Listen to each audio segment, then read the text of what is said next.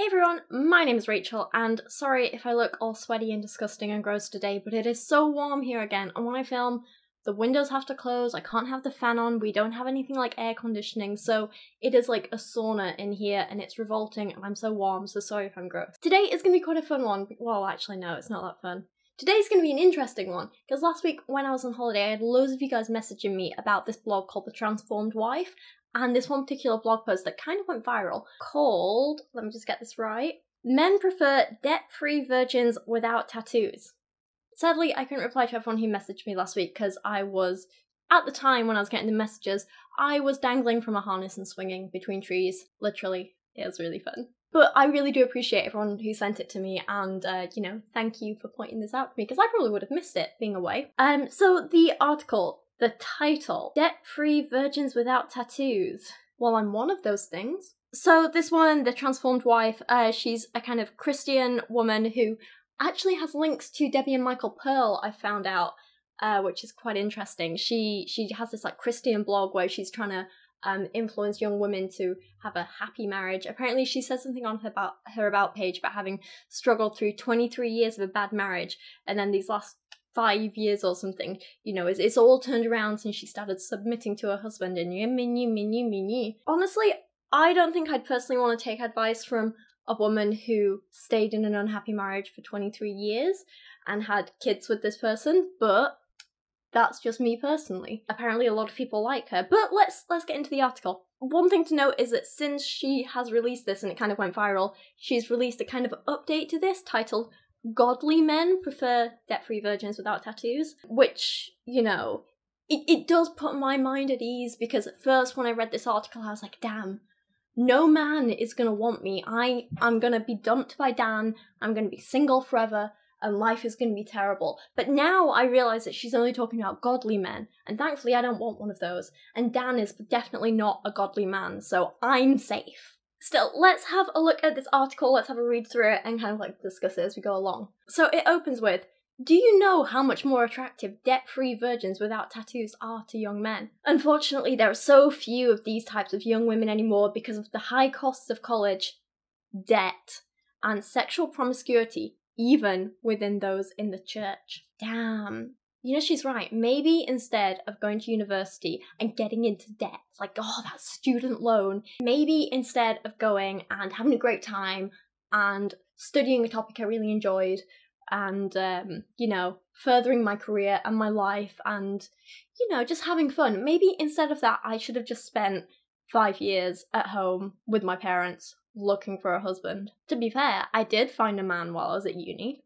Dan, we met in my final year. But I guess this means that Dan's only actually with me until he can dump me because he finds someone better who doesn't have student loans. Now, you might say this makes him a hypocrite because he has student loans himself, but Dan is a man, and we all know that men can't be hypocrites. Men are right all the time. So if a man wants a debt-free virgin without tattoos, a man should get a debt-free virgin without tattoos. And it's my fault for not being a debt-free virgin if Dan dumps me. Obviously. I do find it really weird how she makes this big jump between not being a virgin and sexual promiscuity. Not that there's anything wrong with either, but yeah, you can't just pretend they're the same thing. I mean, I have been in a happy monogamous relationship for like 3 or so years now, I don't know how long it's been, and I am not a debt-free virgin. However, I'm also not sexually promiscuous. They're not the same thing. So yeah, to Laurie, who writes this blog, please don't equate not being a virgin when you get married to being sexually promiscuous all the time. And even if you are, what's the big deal? It's your body, as long as it's consensual, as long as no one's getting hurt, as long as you're being safe. What effect does it really have on you? What gives you a right to criticise what another person does with their body? And if a woman is sexually promiscuous, it's not just all on her. You gotta think about the people she's getting involved with, those men or women or whatever. Takes two, or more, if you're into that. There are many more reasons why Christian young women should carefully consider whether or not they go to college, especially if they want to be wives and mothers someday. Mate, they're not linked at all. You can go to college and still be a wife and mother. You can go to college and not be a wife and mother as well. Well, the point is, they're not linked. It's not like if you go to college, you're suddenly saying, okay, I'm going to uni. cut out my womb and I'm never getting married. You don't even need a womb to be a mother, let's be honest. You do realise that if you decide to go to college, you're just making decisions like, I've decided I want to learn stuff. I've decided I want a university experience. I've decided I want to be a student. I've decided I want to further my career opportunities or whatever. It's nothing to do with your relationship and family. Young women should carefully consider if they go to college if they want to be wives and mothers. Like, why should you live your life for another person? No, live it for you. Live it for what you want to do and how you want to affect other people. Not because you think in the future a man or woman that you marry might have a problem with what you did with your education in the past. Don't make life choices based on what you think a person in the future might potentially think of it. Just me personally, but I for one would never marry someone who cares if I have student loans or not. I mean, I think the whole idea of like marrying someone who's in debt is something you need to carefully consider. Because when you marry, you know, you're essentially taking on their debt, and that is tough. But it's different with like student loans. I also think that like if you two work well together and you can build a life together, the debt shouldn't really matter that much. It just might influence your opinion a bit if you think, oh, well, you know, they're not good with money, they're irresponsible, they're whatever. But I just think making this blanket statement saying men don't like women who have student loans is stupid and naive. She writes, secular universities, so you mean good ones? Secular universities teach against the God of the Bible and his ways. No, they don't. Because most of the time, the idea of like God and religion and all that stuff just doesn't come up in a good university. Like, not on a regular course unless, you know, you're doing like theology or sociology or something, right? But like, oh my god, can you imagine? So the degree I actually finished at uni was business with a focus on marketing. Can you imagine if I was in like this marketing lecture, right? And they're like, okay, yeah, so this is intro to marketing, and today we're going to be looking at the 4 Ps of product marketing. But I personally like to add a 5th one: prayer. Can't sell a product without praying for it to do well first. Like, it would be ridiculous and stupid, and I would get up and walk out of that lecture hall straight away. Because, universities and their courses and what they teach, like, it's about the facts, the research, the evidence, the learning. It's learning how to think for yourself. It's learning how to conduct your own research. It's learning to evaluate the evidence. Your opinions on religion don't and shouldn't come into it. I probably had Christian lecturers and Islamic lecturers and, like, I don't know, all these other religions and stuff, and I almost definitely had atheist lecturers as well. But I don't know, because religion didn't come up because it wasn't important in a business degree. I didn't go to a secular university, I went to a good university that happened to be secular, because you need to separate education and religion. Damn it, my camera cut out and I was on a rant, so enjoy some pictures of Warwick there. She writes, it's far from what God calls women to be and do.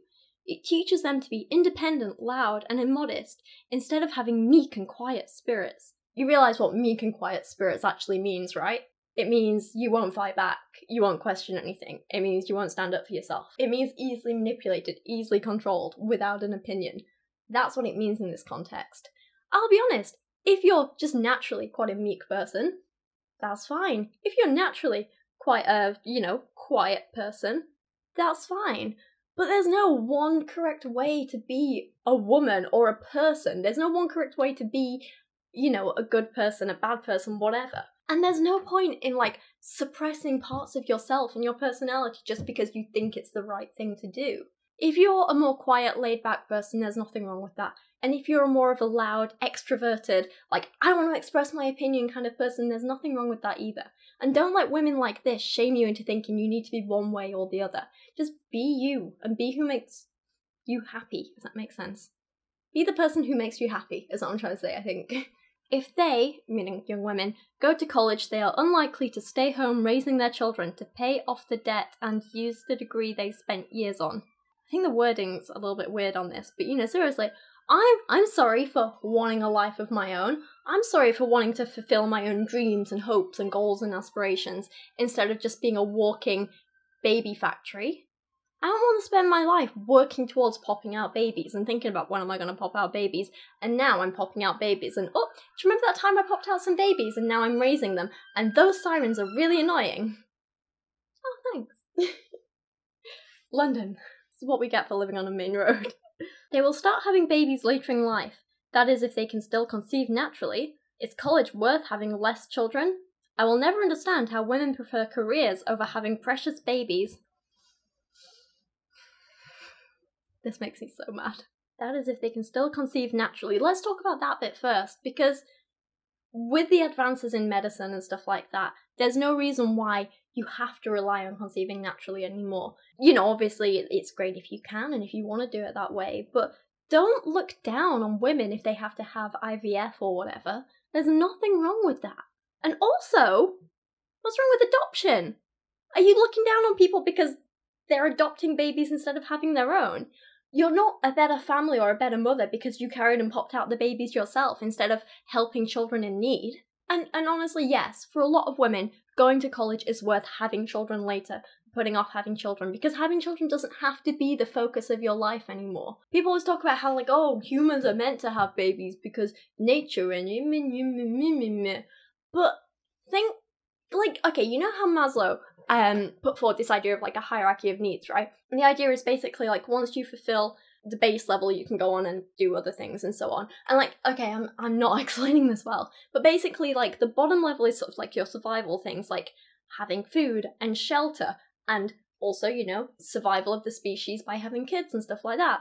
And once you've fulfilled those, you can go on to the next level, which is like maybe having a nicer house and this, and then you can do more and more and more. And then the top level is like, you know, having goals and aspirations and fulfilling them and so on. The point is, our species, survival is pretty much like guaranteed at this point. Like, not every woman has to pop out 5 babies just to continue the genetics, you know? So we're past that. As a species, we're kind of taken care of, which is why it's okay to say, I'd rather have a career than babies. You're not harming nature in any way by not having kids yet.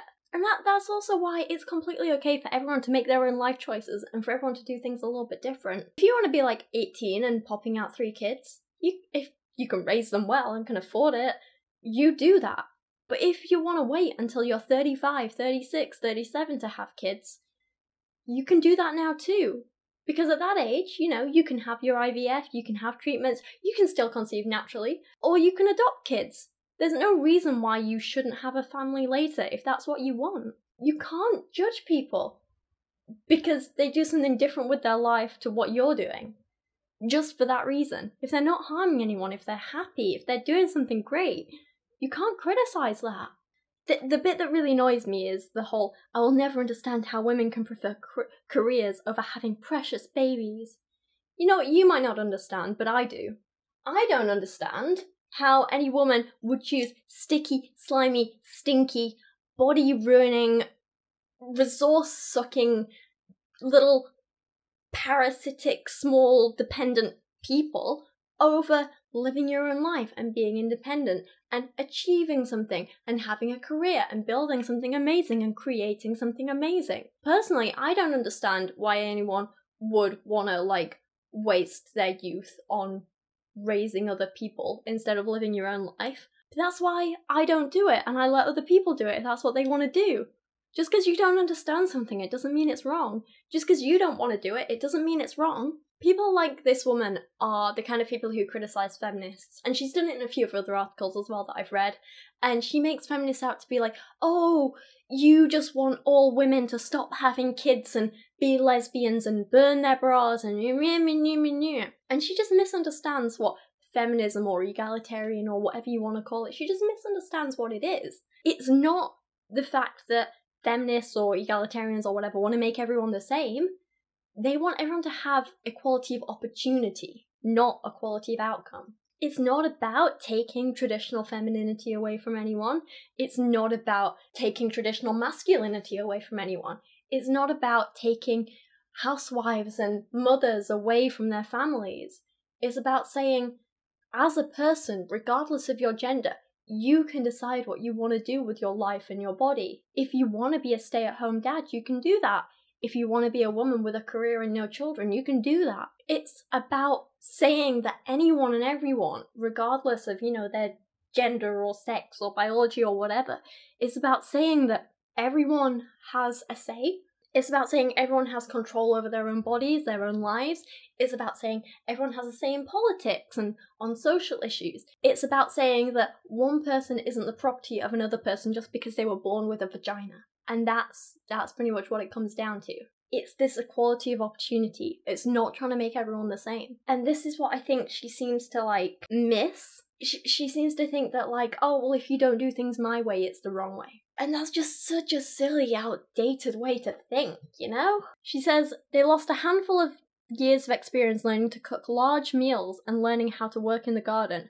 College kids don't cook. If they do, it's typically for themselves. Speak for yourself, love. I'm a fantastic cook. And I cook for Dan and sometimes Kyra if she's having something special with us. I cook for my family. So does Dan. And you know where I learnt that? Mostly at uni. Don't chuck us all in the same boat. And if a person doesn't want to cook, they don't have to cook. They're the ones who have to deal with the consequences of that by, you know, eating boring food or unhealthy food or eating out or getting takeaway or crappy ready meals and stuff like that. It's nothing to do with you, let's be honest. Also, I just had to change my camera battery, so things might look a little bit different and weird. I'm sorry. Young women learn nothing about biblical womanhood or what it takes to run a home when they go to college. Good! I went to uni to learn about biology and business, not to learn how to plant trees or the best way to wash up a frying pan. Like, if I wanted to do that, I would have stayed at home. People go to college for different reasons. Don't criticize them because they're not learning it there. If they still want to do that stuff, they can learn it in their spare time, in their free time. And let's be honest, when you're living alone at uni and on your own, you do have to learn things like how to look after yourself and your home and whatever. So it's not like they're not learning it. It's just, this woman is so weird. And besides, I don't want to run a home. I want to live in a home, not run one. They don't learn to serve others either. They learn the ways of the world instead. Again, good and good. No one should spend their life serving someone else. The ways of the world. That's far more important than knowing how to arrange some flowers. It's very rare to find an 18-year-old woman that continues to work and live at her parents' house until she meets her husband. Again, good! At 18, you're an adult. You shouldn't be relying on your parents if you can help it. You should move out of there. God, obviously, like, you know, there are certain circumstances where, you know, it's okay to stay with your parents for a bit and whatever. But I feel like even in those situations, like, you should be working on at least trying to be independent or planning to be independent. Because, like I say, you're an adult. Don't act like a child anymore. I don't know, this bit is just, like, completely my own opinion, but I do think it is really, really good for people to, like, at least live completely on their own for a little while, because it does make you grow up quickly, like, when you can't rely on anyone else for money, or paying your bills, or rent, or, like, cleaning your house and stuff like that. Like, it does make you grow up quickly. That's one of the things I do kind of, like, worry about Dan, is that he's never lived completely by himself. Like, he went from his parents to living with flatmates at uni to living with me here, and he's never had to do every single little thing himself like I have, which I guess is good because it takes the pressure off, and, you know, but he is completely, like, responsible and stuff when it comes to being a grown-up with a house and whatever. Anyway, rambling. Basically, I do think it's really good for people to live on their own and be independent. I don't think it's healthy to go from, like, being a child to being an adult living with your parents who's looking for a husband to moving in with a husband so you can do everything for him. Apparently, in one letter from, or like a comment or email or something from one of her readers, it says, "Your posts sound crazy to anyone who does not believe the Bible is true." It's because the Bible isn't true and your posts are crazy.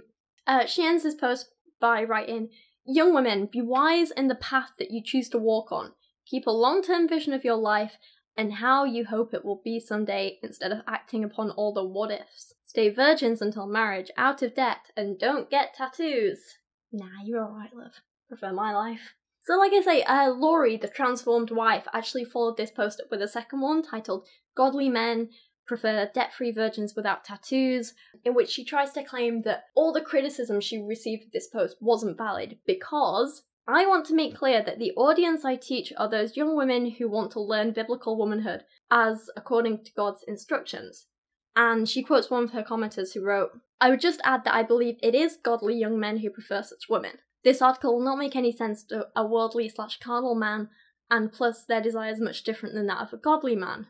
So it's like, with these things, she's trying to say, like, look, I'm only speaking to this, like, particular group of people, and so everyone else criticizing me can shut up, because you're not in this group. But the problem is that she's criticizing all women, but saying, but I'm only talking to these women, so I can criticize you guys, and you can't criticize me back for criticizing you. It's really bizarre to me, and it's like some twisted mental gymnastics. Like, when you portray your way of thinking as, like, the only right way, and when you call everyone else who doesn't live that way, like, sinful, and what was the other word she used? Immoral, and, you know, when you say things like that, you start to make it everyone else's business. When you judge other people for the way they live, you make it their business. Again, like, with the statements like, you know, I never understand how women can choose careers over having precious babies, and when you talk about secular colleges and stuff like that, that is when you put it into the mainstream and make it everyone's business. This second article, it goes on and she quotes these comments she gets, like, this article is speaking to young ladies who might consider getting a tattoo. We know that it is better for a girl not to get a tattoo. If she has a tattoo, it is not something she should be proud of, but it should be a tool that she uses to teach other young ladies not to get tattoos. She should do her best in public to cover up her tattoo. It's little statements like this that make it everyone's business, right? You know, her saying it is better for a girl not to get a tattoo instead of something like, I don't think Christian women who follow this and this and this principle should get a tattoo, but it's up to them, or I wouldn't get a tattoo because of this and this, or I wouldn't recommend you get a tattoo because of this and this and this. Like, they're very different things. The second one's, like, yeah, that's saying I'm only speaking to this little group and it's no one else's business, but saying it is better for a young woman not to get a tattoo is making it all young women's business. Because you're setting down this rule and saying you shouldn't do this, and you're criticizing women who do, and it's not fair, and they have a right to snap back and say, actually, I think you're wrong, because you can't claim, don't criticize me, I'm not talking to you, when you're making these big sweeping judgments criticizing 50% of the population. In another comment, she quotes, you're misunderstanding her, she's speaking to young ladies, to women who are not in debt and planning to get loans for college, etc.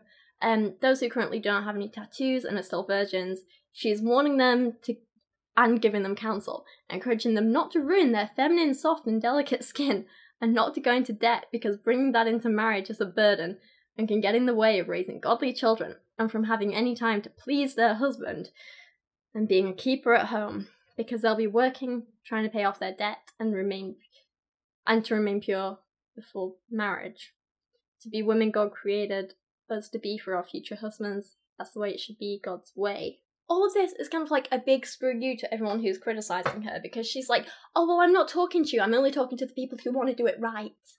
You know, you're going to hell, but I don't want to be like that, and so if you don't want to go to hell, you need to do it my way. But clearly you guys do want to go to hell, and you do want to suffer for eternity, so I'm not talking to you. It's like, it's so bitchy. Another person says, tattoos ruin the beautiful skin of a woman. God created us as feminine creatures with soft and delicate skin. That does not mean a godly man will not desire you, it just means that having tattoos is less attractive, because that is not the way God made us.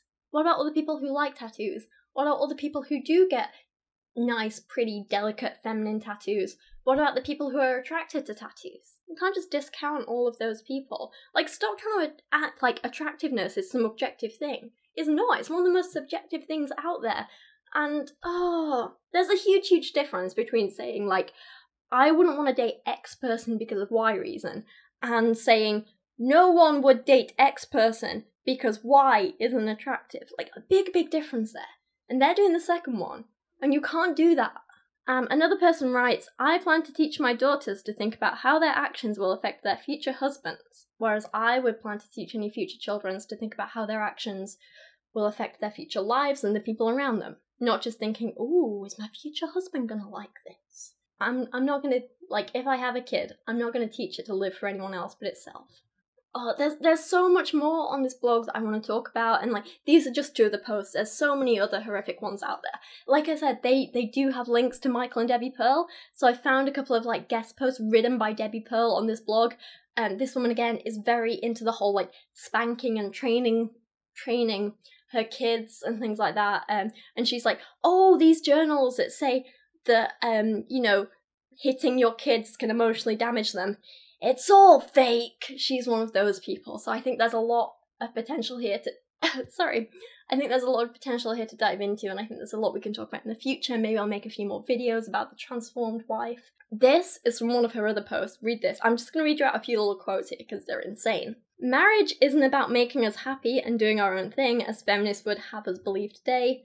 The biblical reason for marriage is to produce fruit for God. On another post about how you should be a stay-at-home mum, they go on about how, like, you know, if you work, if you feel your family needs to have a second income to survive, then, you know, you're doing it wrong and you're not trying hard enough and you're not a good enough mother.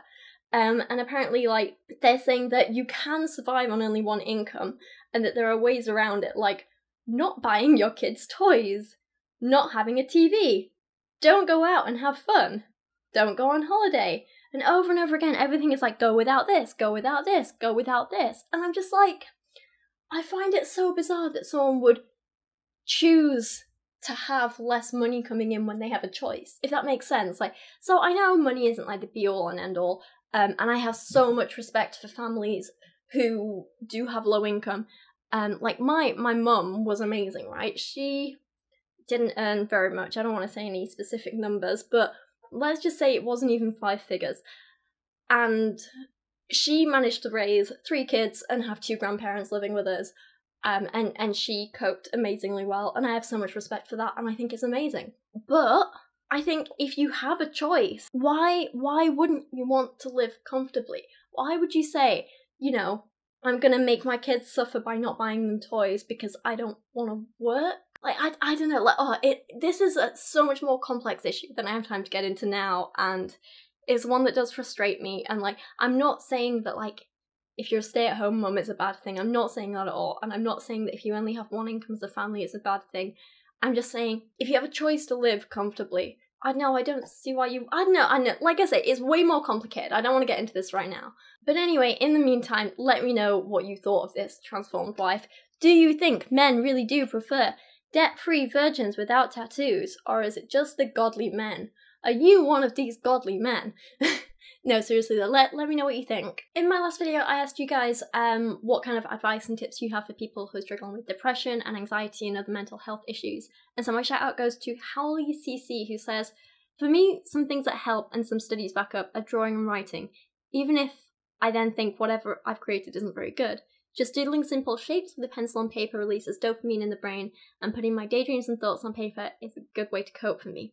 Also recommend going for walks in the evening, having or playing with a pet, especially cats, although I think dogs. Get a dog. And the most important thing, having a good support system. Friends who are willing to check in and make sure that I ate that day, or come over and help me pick up my room, or make sure I'm getting where I need to be, all help so much. And a good therapist, and you have why I'm feeling so much better these days. I think it's great that you're feeling so much better, and I'm really happy, and I think they're all really, really brilliant bits of advice, and I hope that other people can listen to them and find what works for them as well. Thank you so much to everyone who shared their personal stories and experiences on that video in the comments section. It was really, really amazing for you all to open up like that, and I really do respect that and appreciate that, and I hope that the people who are struggling can get help and feel better and find what works for them, because there is a way out and there is a way to get better, and you just have to keep fighting even when it's really, really tough, but you can do it. Anyway, if you want to shout out in my next video, let me know what you think of women who choose to have kids later in life instead of having them young. What you think of people who put their career first and then have families later. Personally, I'm all in support of it if, you know, people are happy and they think it's what's right for them, but I'd really love to hear your opinions on it, and I'll give you a little shout out in my next video. But for now, thank you so much for watching today. Sorry my videos are always so long. I do this, I talk a lot. Thanks for watching. I really appreciate you guys, and I'll see you again soon. Thank you so much for watching today. If you enjoyed this, you can check out more from me on the Here and How podcast. There's a link on this end screen. I also have merch available now if you want to check it out. There is a link in the description below, and I absolutely love all my designs, so please go check them out. I'm really, really pleased with them. Also, a huge thank you goes out to everyone who's supporting this channel on Patreon this month. You guys are all incredible. An extra big special thank you and a hug goes out to Gambit and Chauffeur, Deshauwn, Mark Dauner, Christian Berg, Rachel B. Royer, Jadeon Sheppard, Pizelated Skeptic, Jaylee Moore, Religion is BS, Sir Michael Moore, Matthew Meinema, Tate D, Gibbs, and Greg Ladd. And to everyone else who is shown on this end screen and mentioned down in the description below, thank you so much. You guys are incredible.